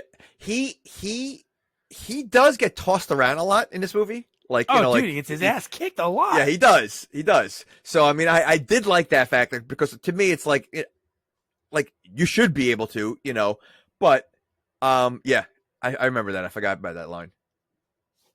But no, we talked about it before, but Matt's line, which is like, to me, the craziest thing ever, when he says, oh, it was just a small animal. And she says it's a leprechaun. And he goes, don't worry, we'll set some traps and we'll get it in the morning. I'm like, dude, an animal knocked you over in your house? Like, a mouse would not knock me over. Okay. Not only that, he is 4 feet tall, or 3 feet, 3.5 feet tall. You're going to tell me you think that's an animal? I mean, clearly that'd be a large animal that just ran by. That's what I mean. That's what I mean. Even if it was an animal, if it's that big, if it's the size of a small dog, guess what? I'm not sleeping because it could be a fox that has claws, an animal that has claws that can murder me. That's what I mean. Sleep. Like, they seem so calm. And well, I mean, I know when she talks about it, like, no one believes her because they think she's crazy. But the minute the drunk girl tells her, everybody believes it. Oh, I know. Yeah, they believe. Wouldn't you not believe the drunk person who might be seeing things? Well, I think they would. What do you believe? The drunkard that you know for a while, or the girl that says her mom sees monsters? I don't know. Yeah, but I don't know. Like, but you can't win with either one. I mean, because it's a lot of people that are drunk. They say things that you don't really see either. So I mean, and she, I mean, like I said, I mean, she's beyond drunk. She's been drinking for how long? So yeah, she's insane. Yeah. No, she drinks too much. And then outside, Katie is fixing the fuse boxes. The fuse blew. And then her and Andy they bone right against the wall. Leprechaun's right outside there. So I only pulled one clip for this movie. And you kind of like mentioned it a little bit before. I don't know if it's going to play because, here we go. You're a keeper. What do they say? You know. I ain't got a glad eye for a fellow toshpot. I think I'm having alcohol hallucinations. Don't be selling yourself short. Short? Wow, that's mean. Was that I was going to say, that's a little short joke? Oh. This was made in 2018. A Walkman and a camera all in one. Impressive. So stupid. What's a Walkman? Oh. Forget it. I'm looking for something, and if you tell me where it is, I won't rip you to shreds. What are you looking for? Come a little closer, and I'll tell you. Oh, frightening. You know what? That's why we're getting these old jokes. So Ed Begley Jr., the Walkman, Hammer Time, because he was gone for 25 years. You're right. So he's waking up to, that's what he remembers, and that's why he's making these stupid jokes. But did Ed Begley go crazy in 1993? I'm assuming he did. He did in the 70s, but I don't remember anything then. But no, so that's what it is. But I do love that how calm she is when he's like, if you tell me what it is, I won't rip you to shreds. And she's like, what is it? Not like, she doesn't. Whoa, you're going to rip me to shreds. Yeah. And again, she's talking to a leprechaun. Yeah. I mean, like, doesn't flinch. So her first thing is not to run and tell everybody, hey, there's a leprechaun here. No, let's take a selfie. Yeah. Let's see how many likes I can get. Yeah. But it's funny in this house, because it's such a tiny house, nobody runs outside. It's very rare that people run outside. The only time they go outside is when they leave somebody by themselves. If there's like 3 people or 4 people, 3 go outside, 1 stays inside. And then that's like a theme for the rest of the movie. Well, this movie only takes place in 4 rooms. You have the outside, the basement, the bedroom, and the kitchen. I think that's the whole movie right there. I do love her first line when she comes out is so funny because it's like somebody tried to describe a movie they never saw. Her like almost like a knockoff movie. So if there was like a spoof of this movie, that'd be the line. Hey everybody, there's a money obsessed dwarf in the kitchen. do love that so much. It's so stupid. And again, they believe it. Like they now it's okay to like, oh, okay. And they didn't seem like, oh, let me go see. Let me run. Like they were not like, they were like, okay. Like the reactions from the rest of the movie on between the deaths and, you know, the leprechaun are very calm. I mean, yes, you'll get the occasional scream, but it lasts like 2 seconds, and then like the emotions change after the scream. No, 100%. But then this is where Lep does start doing his killing, because I love that he did, because he was peeping at Katie and Andy having sex. That was the guy's name. But when he makes fun of him about not satisfying her, and then he picks him up like it's nothing, he starts tossing him around. Okay. I mean, this like fight was so silly. I know. And the barrel rolling, like he's doing, we're just so dumb. And everybody's standing around like they're not like I don't know. It was just like a silly. It was almost like a WWE. You know, those fights where they like use anything goes, no hold bars, whatever. Like that's really what it was. And like they're just watching on the side. Oh, dude! But the way so we talked about this a few times already. But the way he's just standing there and he like, I don't even know, he says a line before he does something with the solar panel. But anyway, it was that callback to him not listening to Katie, like to screw it the right way. And the way it falls down. And again, I know it's not sharp enough to split somebody in half. And that really wouldn't happen anyway with whatever it was. But when you see it hit and you still see his face and you still see that side angle of everything and it peels open. And I don't know if I'm guessing Katie said the line, do you think Andy's dead? She did. No, wait. The guy she was sleeping with said it. She goes, do you think he's dead? First she screamed, and then she goes, do you think he's dead? Amazing. As you see, like his body literally in half on the ground. And you know, the way they did it was kind of like slow motion. So you see the slice going down, like he was being sliced like butter, like right in half. And is he dead? Dumb. And even then, like afterwards, you just saw someone get sliced in half. There really wasn't panic. Like none. There was a scream at first, and then it was like, okay, let's, you know, like how do you? I don't like seeing blood from from like a little cut from a knife. You know, I panic. This guy's split in half. Like, I don't know. And they were like totally cool. And I love that they did scream. And then they kind of like forgot Rose because somehow Rose didn't hear any of the screaming at this point. Well, she does a lot of things by herself. She's constantly leaving and doing things on her own. Oh, and then she gets left. That final scene, they're like, "Yeah, we're gonna go outside. You stay in here, take care of this all by yourself," which is like crazy. Yeah, like I mean, like, okay, let's be honest. What she had to clean up. I don't think this is the girl that is basically running the sorority, and not everybody. We're all doing this together. Like, there's no way that the mess that she had to clean up, the splatter all over the place, they just leave it to one person. Yeah, ugh, made zero sense to do it in that order. But yeah, she's still in the house, and then I think she sees the leprechaun, and then she hides in the closet because. She's oh no no so maybe she must have heard the screaming, that's why she was hiding in the closet. Then we just saw the hat, right? The hat rolled in, and then he popped out of the hat, and she said, "Oh my god, a troll!" And he's like, "Troll? That's just offensive." And then this is where they brought back the shoe thing. She hit him with the shoe in the head, and then he started cleaning up all the other ones, and then it was kind of dig at Crocs. So okay, so in the first movie, he has a shoe fetish also? It's not that it's a shoe fetish. There's some in the lore of this, or maybe in the lore of all leprechauns. I'm not a leprechaun expert. They're like sort of be like cobblers that they have to clean shoes. I don't know why. Yeah, but he's like, he stopped, like he was going to kill her, but because the shoes were there, he stopped. Now, at that point, wouldn't you kind of like use your shoes the rest of the movie? Like, did they know that like he stopped because of the shoes? They should have. Oh no, I know. She should have remembered that because that's what they did in the other movie. Jennifer Aniston and all that were throwing a bunch of shoes at him, and he was like picking each one out, shining it. So that's like, it's like if a dog's chasing you and you throw like a tennis ball. and then a dog turns around and chases a tennis ball. So if a leprechaun's chasing you, just throw a shoe and you're safe. Yeah, if I've unless said it's this a croc. for years. Unless it's a croc. Unless it's a croc, yeah, and then he'll be like, get this out of here. But no, that's like your horror survival kit. If a leprechaun, it's easy. Just go to a shoe store, go to a Goodwill, buy all the old shoes, and you're good. Just throw them when he's chasing you. You're fine. Well, apparently it's shoes and iron. Oh, yeah, iron, yeah.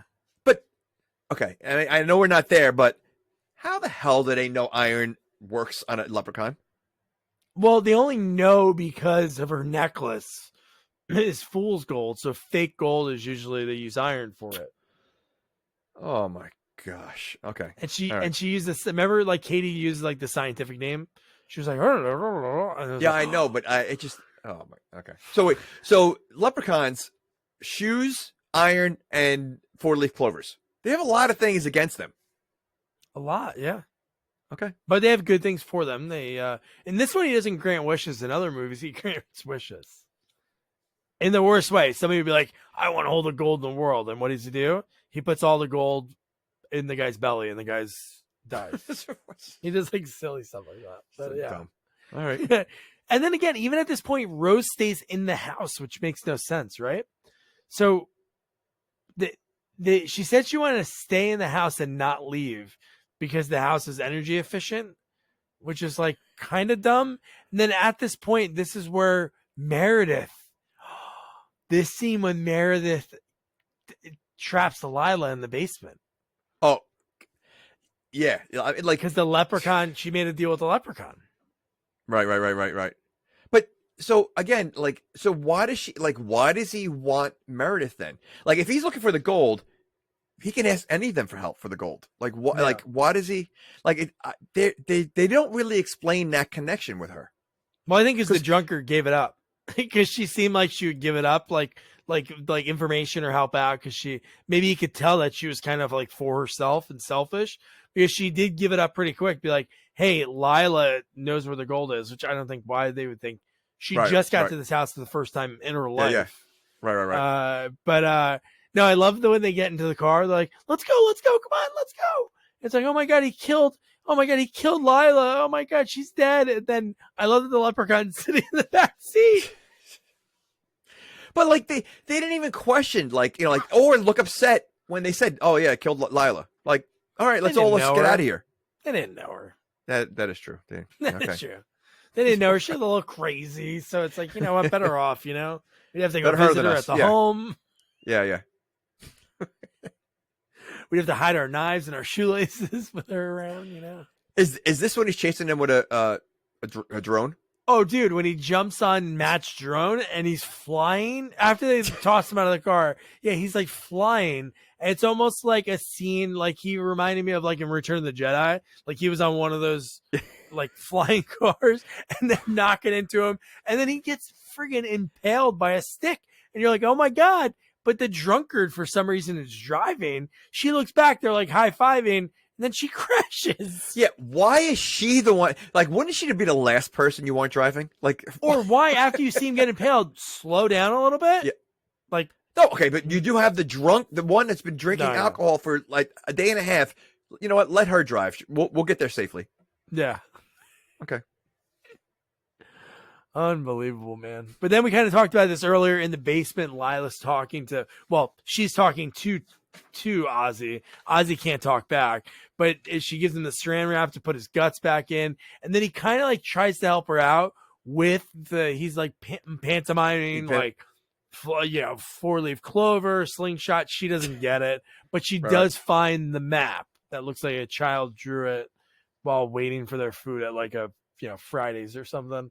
But she's like, oh, this is great. I can find this. But she keeps that, and then they find it later in the movie, which, what's funny? I don't know if you notice this, but when they're getting ready to leave, like, and Ozzie walks through the wall, she puts her hands up, and there's no map in her hand. So I'm like, she just drop it on the water? Because they didn't show her put it away. It was just, I don't know, it was in her hand. Yeah, you're right. Cut back to her, and it was gone. So. Well, I mean, let's be honest, though. The gold is pretty easy to find. Oh, very, very easy to find. Like, I mean, if it's been 25 years, the fact that it was so easy to find, like, I doubt someone never came across it the entire time. Like, especially that it was in an old car. People go into old cars. I remember being a kid walking in the woods, and you go into old stuff like that.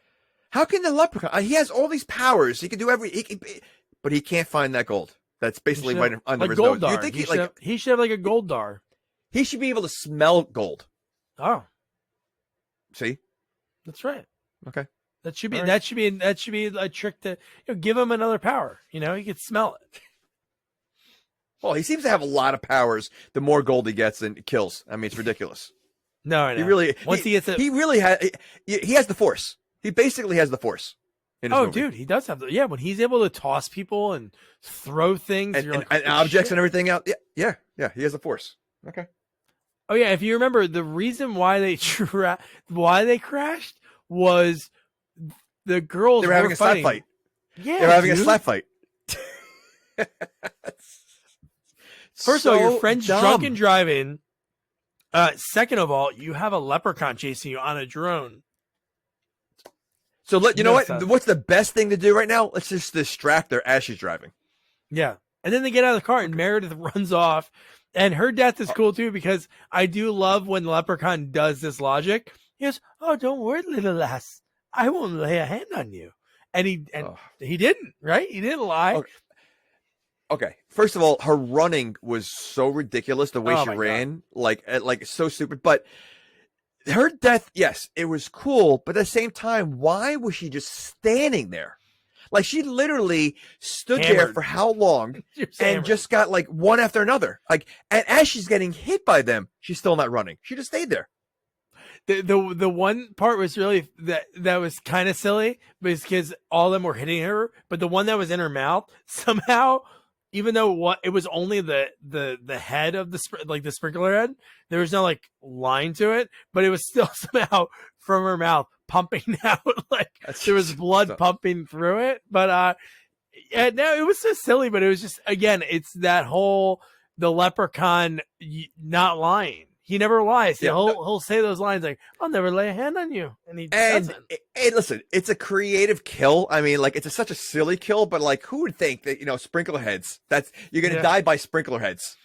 Just so dumb. Like, it was like the special effects guy were like, you know what, I can do this. Like, just how good they looked flying at her. Obviously, they probably did it at some half speed or did like reverse shots, but they looked like they were really flying at her. And no, it was pretty cool. I'd be curious what the budget is because, I mean, the actors are kind of unknown. And so I would obviously everything had to go to, the special effects. And I mean, and like I said, I mean, the looks of the movie look just cheesy, but the special effects almost feel like they don't belong in this movie. They're too good to be in this movie. Well, I think the movie's good. So I think they're equal. So you're perfect. It's like a good sandwich, Let's not get crazy. But so I some funny parts that are put in this movie is how about Matt when he's talking about like, I'll stay behind, don't worry, I'll stay behind, like a great filmmaker, like Hitchcock or Werner Herzog. And I love when the girl's like, "Oh, Matt, that's so great of you," and then when she's walking away, she goes, "Who's Werner Herzog?" And she said it like 2 more times. I'm like, oh my god. First of all, if these are college students, which Matt looks like he's like in his 20s, like late 20s, he doesn't look like he's a college student. You're going to tell me, knowing what's going on and everything else, they're going to be that brave to like, there's no college students, especially college guys. They're the biggest jerks. They're going to like leave the girls in 2 seconds. He's not going to go there and be all macho and like, no way. No one would. Yeah. He went from, this is a small animal to Pied Piper, this douchebag. And he's like running at him. And then obviously the leprechaun messes that thing up. He turns it around on him. But how about the fact that he didn't move? It's not like the leprechaun did what he did to Lila at the end of the movie and like stuck her to the wall with like the metal, the perfect magnet shaped object that was in the house. Yeah. And it was very cool. But it's not like he was like stuck to the wall by like a branch or anything, like stuck to the tree. He's just standing there not moving. And the blades on the drone chopped his head off. So that's how. Are there normally blades on a drone? Well, that's how they fly.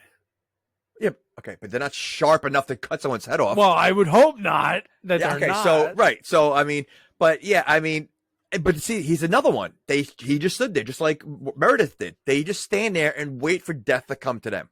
Yeah. They were like crippled with fear, and his head, and he was just, and it looked so good because whatever dumbing they made, you saw it just keep ripping. Like, that's what was cool about this movie. And it was almost kind of shocking when you think about like when we cover the Friday the 13th movies, like, especially like the 7th one, because that one got really killed by like the censors. Like, how did this get on TV?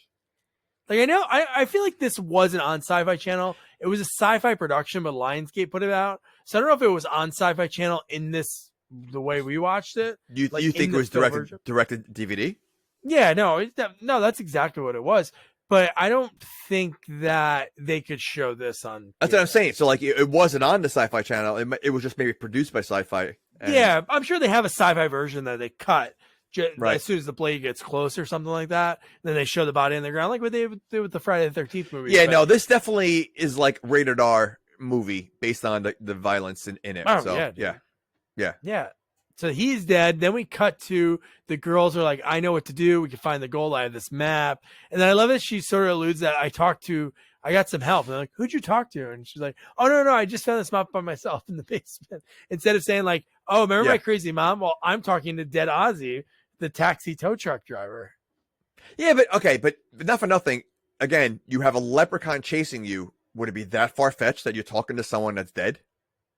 No, I don't think so at all. Yeah. Yeah. Okay. I would think they'd be totally cool with it. They'd be like, hey, you know what? That makes sense given what we're doing right now. But I do love that they find the gold. There's not much in it. And they're like, oh my God, there's probably more, right? And then I love that Rose is like, well, I found it. And she had like right on her in what's going on. She has this little tiny leather notebook with a list of the gold and how much she spent, how she bought everything. And she's like, but I think you had a GoFundMe again, a like an in joke.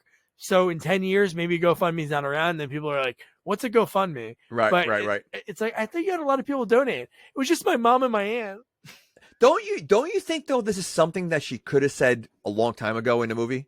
Like, like knowing that, at the minute she found out the leprechaun's there and he's chasing him, like, isn't that something that, she would think like, wow, I found a pot of gold. Yeah. There's a leprechaun chasing us. Maybe we could save our lives and give him the gold that I found. No, she kept it to herself the entire time. No, you're right. That should have been something that should have been right away. Should have revealed. But the one thing that I think was kind of great for her character, she seemed like she was like a shy, like nerdy girl. Like that's what Rose seemed as. But then I love that she's like, and yeah, I sold she sold a nude for $20. $20 just to fund the project. So she's that committed to whatever, because I love that she's like, sorority's a lifetime. When in years past, I don't know if there's any AU other sororities anywhere, but I love that she's like, when we're looking for jobs, this would be like a lifetime thing that we're gonna do. But she did all that, man. But then this is where they figure out the fool's gold. They looked at her necklace and they're like, oh, what happened when he touched that? And she's like, oh, he like kind of like he reacted to it in a bad thing. And it was like, boom, this is how we're gonna get him. I think that was very far, like fetched far reaching to figure out how to get him, because I mean, unless I missed it, how big was his reaction when he touched it? Like, I don't remember. Like, did he like get shocked? Did he fall over? Did he like, what was the reaction? He kind of like went back. Like, it was almost like he was like allergic to it. I'm trying to think of other movies that like a vampire, like no, I know, but like, a vampire, they could, but they could sniff it. They know it's around there. Like, they don't have to touch it. Like, touching it burns them. Like, again, unless I missed it, I don't remember him really overreacting with that for them to think we found the way to kill him. I think they were reaching. A little bit. No, I could see that. But I love the thing that their final plan that was kind of like, what are the chances that he was going to touch all the things around him? Like, what if he didn't hunch over and touch everything? I know he's little, but it's not like he couldn't have like jumped over those things, but he had to like put his palm on everything around him. Yeah, I was questioning that too. Yeah. Like why didn't he just try to like? Was there like a electric barrier that was stopping him from doing it? Like a magnet? Like that was. I don't weird. think so because he walked into that. It's not like she moved everything. Right, around that's what him. I mean. So like, why Afterwards, couldn't yeah. he get out? Like, yeah, I mean, but again, we also have the pillow fight, which I still don't like. It's so stupid. Like that was their plan. And now I know that was yeah. I know I didn't like that, but no, just the fact that the tampons. So, because I thought they were gonna, when they mentioned the iron, I thought they were gonna make a bunch of fool's gold, put it in there. Right. He was gonna touch it, then react. But I Right. love that he starts counting it, and she's getting ready to leave, and because he has the power, he freezes her so she can't move, and he keeps counting 1, 2, 3, 4, and then he sees something underneath, and then he dumps it, and it's a bunch of tampons to prop it up. That's kind of a weird like thing to put in there. Like I know, figure like that you put was like very rocks, weird. make it heavy. So like, didn't he realize that it was so light? Because if it's a bunch of tampons, it's not gonna be that heavy. You know, like in that basket. Like you would think you put a bunch of rocks in there. You know, And make they it weren't, like weigh it and they down. weren't in wrappers. No. So That's- I don't know if I hope they weren't used, but they were just loose tampons. So they So took so they took the basically, packaging out. I was gonna say they took the packaging out and then put it in there. Yeah, so dumb.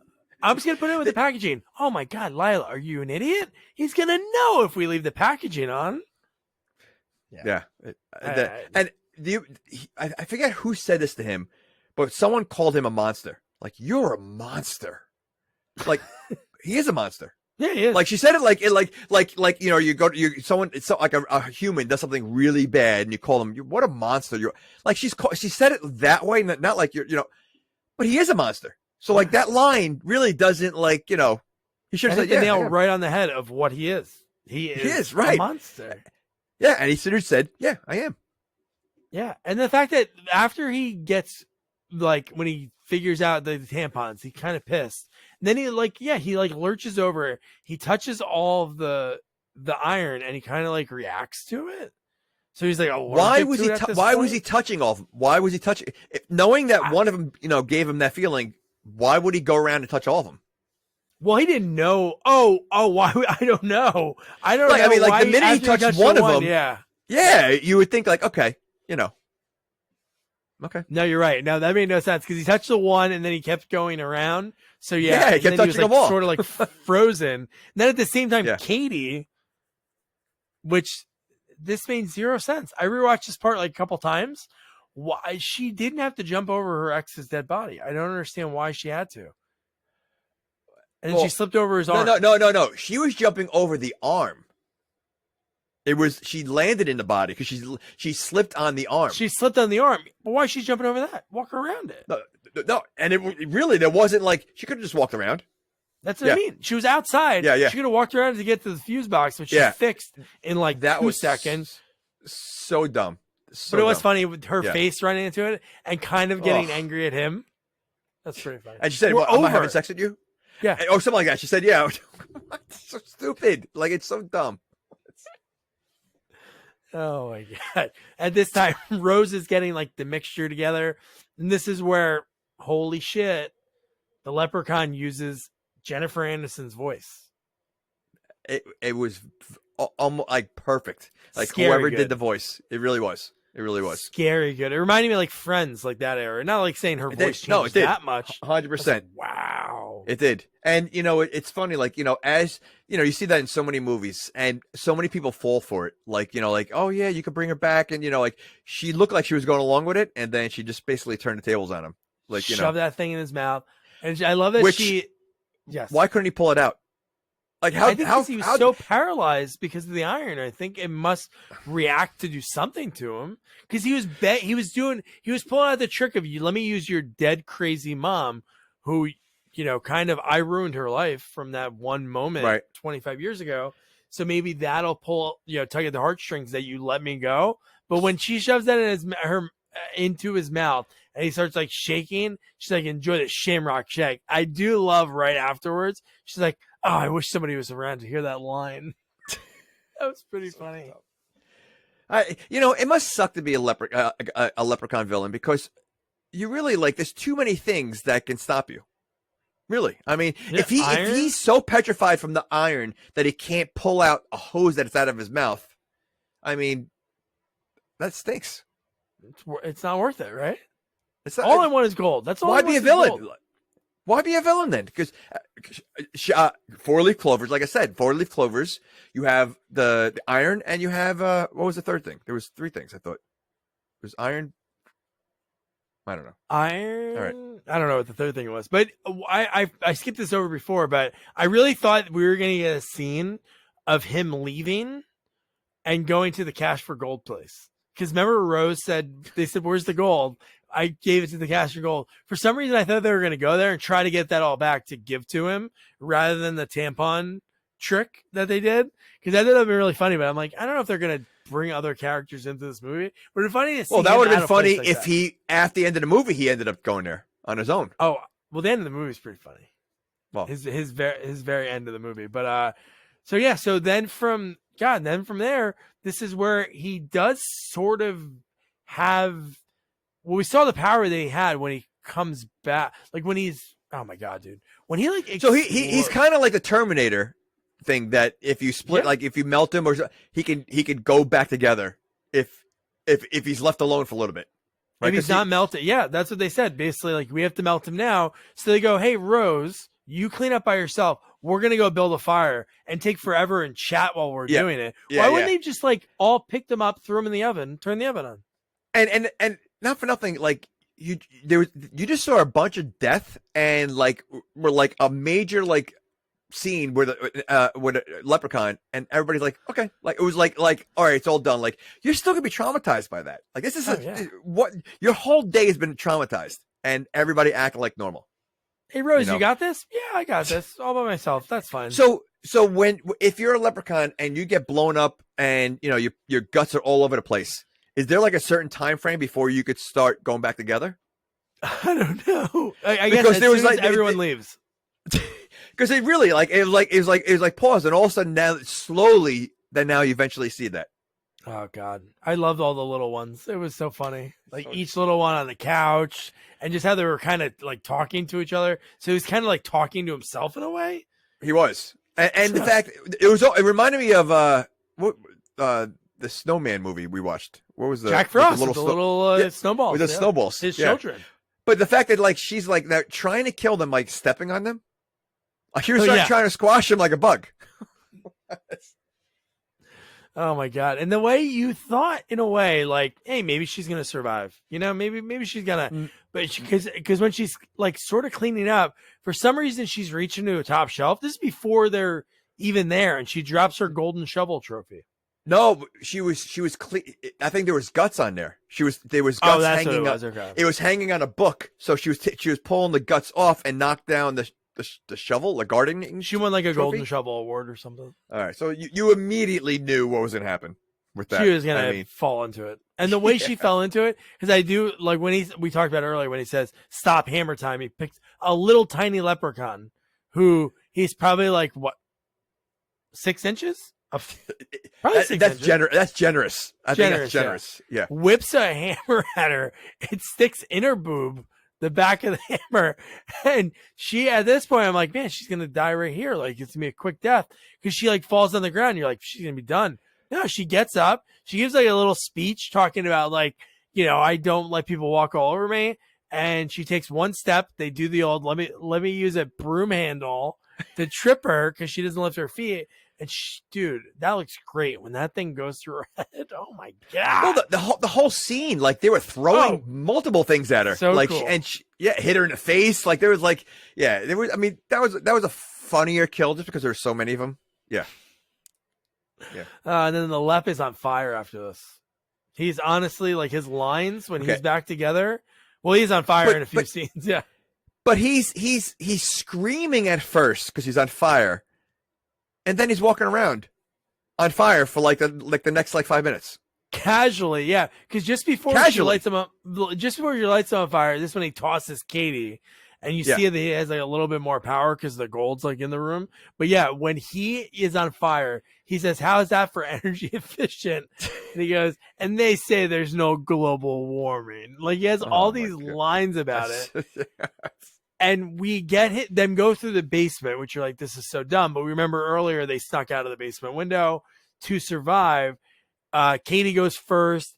Lila goes second. And he tries to one more time. He's like, let me throw this Hail Mary. Let me use the mom's voice one more time. And she uses a limerick on him. Was it really a limerick, though? Eat a dick, ass baggins. What is that? What is that? Like, I don't understand.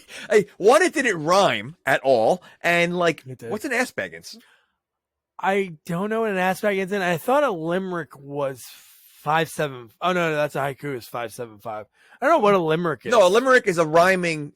I think it's a rhyming thing. But the only thing I was thinking of is Baggins is a dwarf in Frodo Baggins. Yeah. So was that a dwarf? Was that a Hobbit joke? A Hobbit, yeah, maybe a Hobbit joke. Okay, all right. Oh man. So yeah, and then from there we get the house exploding. So I guess there was propane in the house or gas in the house that was so far off the grid that they lived off the grid. Yeah, I guess. But yeah, exploded. And Lyndon told me like they built that house in South Africa and they exploded that house. And that was made to match the original movie. But yeah, dude, that's and it. then you see Chubbs again, and you see Chubbs again. He waves people, or only she sees Chubbs again. A little goodbye, and then he fades away because he did what he needed to do, which I don't think he really helped too much. I was gonna say, what did he do? He didn't do anything. He was like emotional support for her. If he was like a zombie ghost, why didn't he help her like fight the leprechaun? That would have been good if he came in and did something, like right? Distracted it, and like if the leprechaun said like a little funny line in him and distracted him long enough for Katie or Lila to do something. That'd be good. Like he should have been the one to kill it so he could redeem himself. That'd be good. Like so yeah. Okay. Get away from my daughter. So okay, so then explain the last scene to me because. Wait, which last scene? The Larimore University like official showing up and not police, and his first line saying, "What the hell happened here?" Not, "Hey, are you guys okay?" Or what about the other people? Are everybody else okay? It was a major fire in that house. Like it was like a major fire and explosion. Yeah, an explosion. And again, he didn't look that concerned at all. And these two girls that barely made it out alive are still pretty calm about the whole situation. Very calm, and not mentioning like, "Hey, our friends are here." It'd be really important if we contact their families or get somebody here. And now this is where she hurts the trapezius too. Her trapezius, yes. But in the ruins of the house, we see a hat. So the hat's survived, and the very end of the movie, we have Leprechaun hitchhiking. So this is what makes no sense because the house is only an hour from Bismarck where the university is. So I guess if Lyndon talked about, possible sequel, which I hope they do. And I'm sure COVID put a damper on it because this movie came out in 2018. So COVID was only. So you're telling me he'll be on campus now? I would love that, dude. Like goalies go to college, like Lep goes to college. Why not? Okay. But why? So, if the gold's there, first of all, is this hat like, again, I'm going back to the snowman, like, as long as the hat's there, you're always going to be alive? Oh, yeah. Maybe it's like Frosty. Yeah. For like Frosty. Okay. Yeah. And so why is he leaving the area if he knows the gold's there? And his only, like, he has no more power at this point, so he has to hitchhike? Yeah. I guess, and now that and not for nothing, the guy that picks him up, he didn't realize it's a no. I mean, like, he goes, "Yeah, get in the back with the chickens." I mean, really? Like, it's so ridiculous. What do you think? The guy who drives the truck for Chuck's Chickens, do you think he is going to judge like who he's going to pick up or not? I just feel there's a lot of people that saw a Leprechaun in this movie, and their reaction is not what I would expect for anyone seeing a Leprechaun. I agree, 100%. Yeah. I mean, really. I mean, to me, seeing a Leprechaun would be like seeing an alien walking around. Yeah. I think the reaction would pretty much be the same. Yeah. Okay. No, I would freak out. Okay. Like I would have something to deal with, especially after it spoke too, Yeah. and killed my boyfriend or my ex-boyfriend or my girlfriend or something. I would do something, but everybody's very calm. Sure. Sure. But again, the whole movie they're like this. It's just Yeah. it's just like, again, that's part of the acting. I feel like the acting was not, outside of Chubbs and Lyndon. The acting wasn't that good. Okay, so what you're saying is now, because that was Leprechaun Returns, would you want somebody? Would you tell somebody, hey, check this? What movie I out? would say is, if I would say, go to YouTube and type in Leprechaun Returns kills and watch that. Okay. To sit through the movie to me, it is not worth it. I don't think the movie it took me a long time to watch it, but the kills are definitely worth watching. So I bet you there's a 15-minute clip on YouTube of Leprechaun Returns and all the kills, and I would say just watch that, and you'll have enough of this movie. That's my call. Well, me, I would say definitely, if you like Leprechaun, I would say you have to check this movie out, because I think this is the best sequel. Like, I like 2. 3 is, I think 3's still good. 4, they jumped the shark going into space. The Hood ones are so comical and they're so over the top, but this one's good. Like Lyndon, like Jamie said, great job. As so hard. Like I said to Lyndon, I was not joking, just because I was chatting with him. I wasn't like kissing his ass, but it is so hard when you think of people that are going to be Jason. Obviously, there's a walk to it. Like there's things that have to do, mannerisms for even Michael. Some people can be too stiff. There's all these things that do go into it, but the advantage they have, they never have to talk. That's why it'd be impossible to be I would never think, like I never watched the new Nightmare on Elm Street with Kelly Leak. Yeah. I never watched it. I think I watched a few minutes of it. I shut it off. So I don't know what his voice is compared to Robert if he tried his own thing. No, it's a whole different. It's very big on the molestation, like weird. Well, no, not even that. Like he looks like a burnt victim. Yeah, like, he doesn't so like a real human burnt, like so it's a little different. And again, especially I'm going to give tons of credit to Lyndon, because I know Warwick Davis is like an icon, right? He's played so many iconic roles, and I would assume the Leprechaun junkies that love the movie, that really like are into this franchise, they have a special place for Warwick. He plays that leprechaun in all the movies. So it's like you have, it's hard to say Jason or because they don't talk, but it's like if you had the Joker, you have Heath Ledger, replacing, Jack Nicholson. Those are big shoes to fill. You have someone that's iconic, but to me, Lyndon did a great job. And the only concern I have is you're telling me this is the second best one, and there's like 5 of them. I can only imagine how bad the other ones are if you think this is the second best one. Well, I think this is the best sequel. Easy. Oh my hands goodness. down. Okay. Well, right. Any Leprechaun fans, if you've seen this one or seen the others, tell us your ranking. Follow us on social media at Sequels Only, or drop me an email at doug@sequelsonly.com. Why do I feel that another Leprechaun movie is going to be in the future? Oh, I want the 4th one. We had somebody lined up for the 4th one, and then they flaked. But that almost happened a few years ago, so maybe we'll have to revisit that. But so wow. So next up, it's going to be the first time we're going to be dipping our toes in the Terminator franchise. We're going to be covering Terminator Genesis. And for it, I talked with Griff First, who in this movie, he plays Agent Burke. But when Griff isn't acting, which he has like over 80 credits over his 20 plus years of acting, he's directing, producing, writing. Griff has directed a lot of Sci-Fi Channel movies. He's done like Lake Placid 3, Swamp Shark, and he had one of the most amazing stories I've ever heard in my life that involves our pal DB Sweeting and one of the greatest hitters of all time, Wade Boggs, which insane story. And then he recently produced a movie that you got to check out. It's called Devil's Peak. Stars Robin Wright Penn, Billy Bob Thornton, and the man Kelly Leak, who we just talked about, Jackie Earl Haley.